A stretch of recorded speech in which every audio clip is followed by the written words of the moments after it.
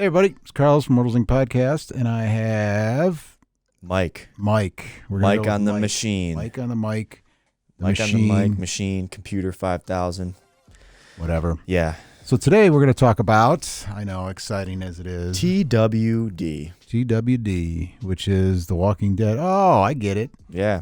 It's actually it's relevant right now. They just released a few trailers for the actual series. Did they? Yeah, the TV show. I watched the first series. I read the comic book, like all of them, and then I watched the series for like the first season. And then, I mean, you know, obviously your grandmother loved it. And yeah.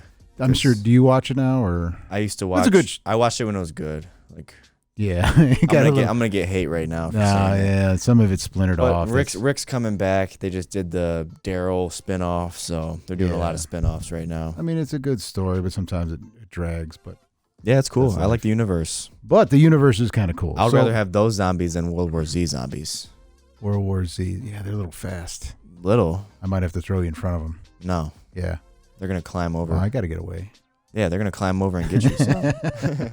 What we got in finally was the Walking Dead universe role-playing game from Free League. Oh, Free League makes good stuff. Yeah, they do. So I bought the book because it came here first, and I'm like, okay, I could run this through something with your grandmother. Would you play this? You would play Walking Dead. I would. And it's really simplified. Well, the book is more detailed, obviously. I would suggest you start out with the starter set. Do we have the starter sets in store? Yeah, we have both of these things in stock, the starter set and the core rule book. Now, of course, the core rule book is a lot more detailed. The starter set is just a starter set, but you get like 5 or 6 or 7 pre-made characters in here. You get the dice you need. You get a fast, quick rule book, and then you get like an adventure, which I read, which is a really good adventure. It's well done. What else in here? You get a couple of maps and a few other odds and ends, but you get a good box. Like pretty much, you can put the book in the box almost. No, not quite. So don't. And it comes with don't quote them on that. But it comes with everything you need to get started. Right? Yeah, with the book. With the starter set. And of course, the book gives you more details like how to make characters, how to set up havens, which I thought was a cool idea, this book, and everything else. Yeah. So anyway, you start out, there's different like character bases. So you like a soldier, a doctor, or whatever. And then you build off of it. A lot of the Free League systems are on the D6 system.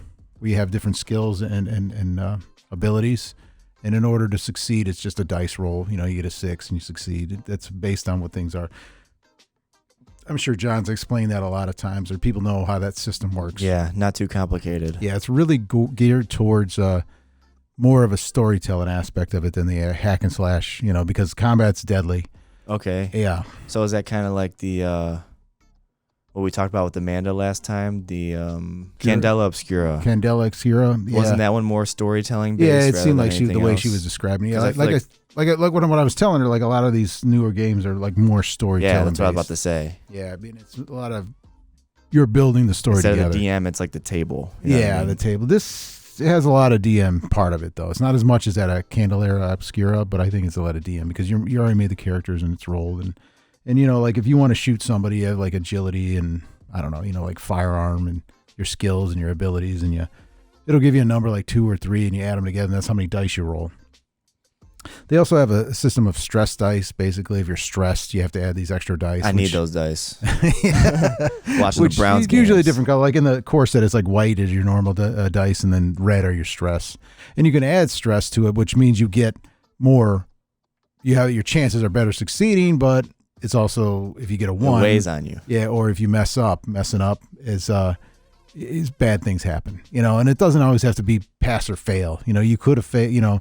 Like an example they give, and I'm just going over this real quickly is, you were trying to sneak past some zombies, and you got to roll like stealth or whatever, and you need to roll 1 success, and you rolled 2 successes, but you also rolled a fail or like I messed up. You're like, well, you made it, but then you walked into another 2 zombies, like you snuck around a corner and, there's 2 more, like kind of like that story building part of it, Okay. And I like that. And it's good for beginners too, because like the universe is really, it's all the TV.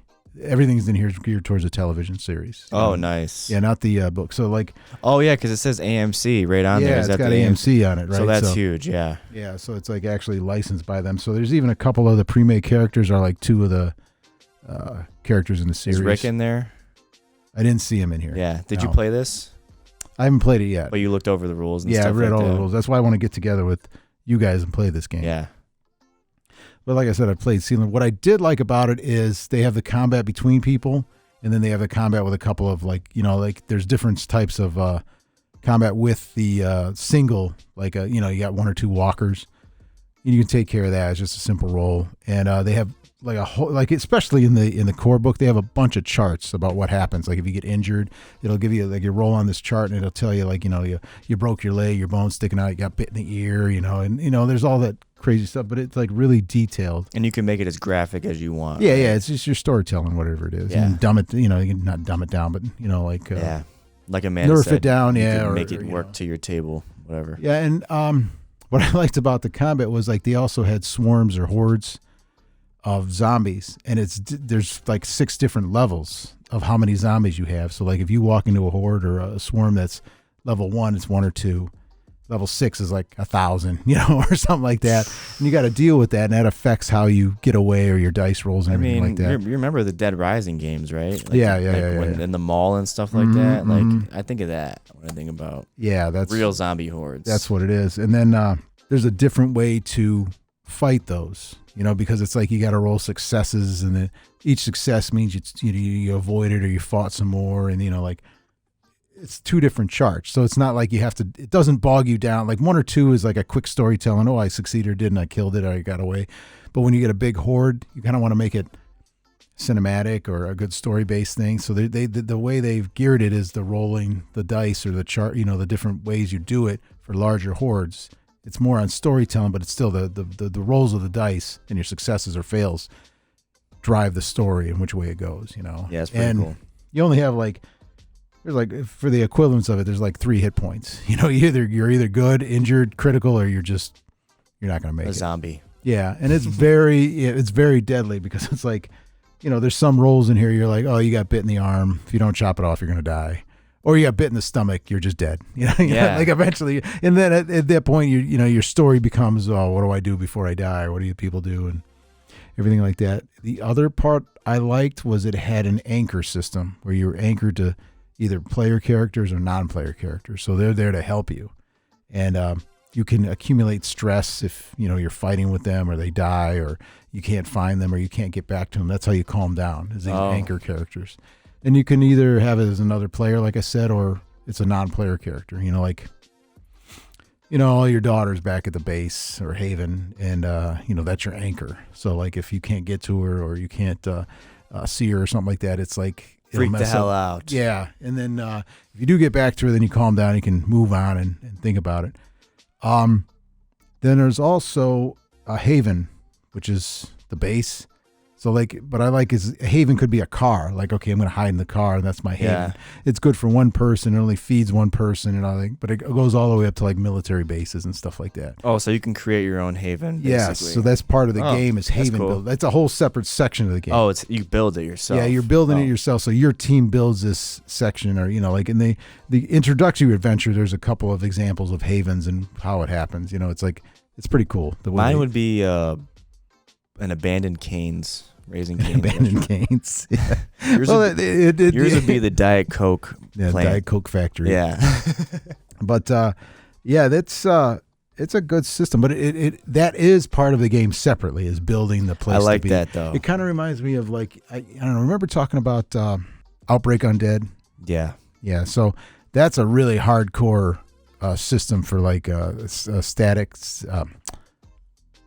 Stats and bases and forts and everything like that. It's really hardcore about that. I'm not saying they took it from it, but it's kind of a way easier version than Outbreak Undead. A smoother version of it.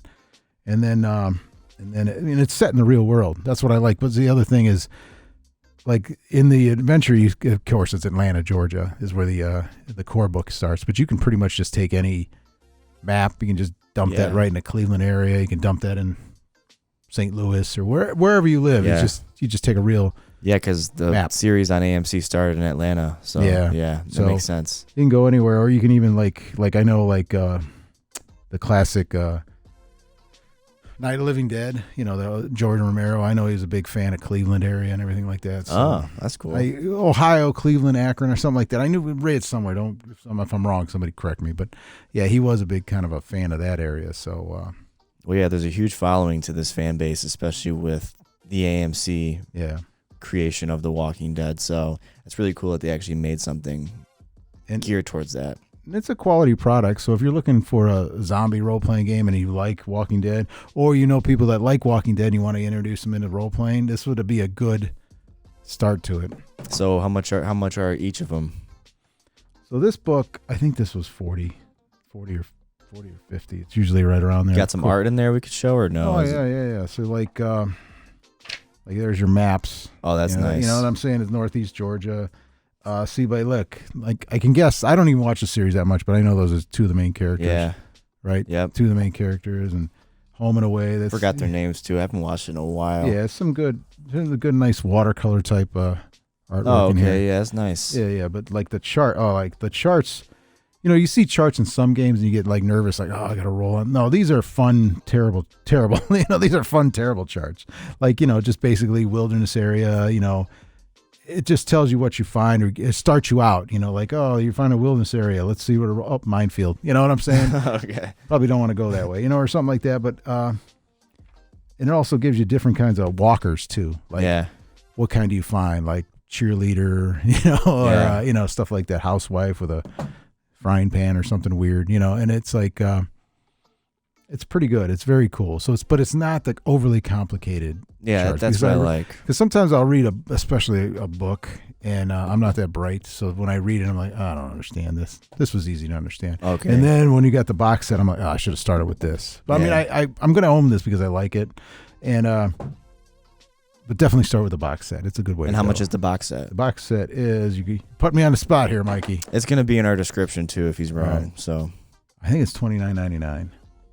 That's it. Yeah, it's not that much. That's nice though. No, it's not. Because we even have the D&D starter sets, and they're around that price too. D&D sets are $20. Yeah, it's right around that price point, so it's not bad. That's nice. But if you want to try something new, try something different, I'm going to get you guys to try it. I want to before I go back on regular work schedule. I'd like to get you guys together and play this one night. So, we'll do it. Hey, if you like what you heard or like what you saw, you want to hear more about it, just give us a like, subscribe. Check out our Patreon. Yeah, we're starting to get better with that. We're probably going to introduce some new tiers and stuff like that. We got to revamp that whole thing. So get ahead while you can. Yeah, and it is a week free on Patreon. You can join us for a week. Oh, for a week for free, yeah. Yeah. And our two levels are $1 and $5. Yeah. So, it's not that much. Yep.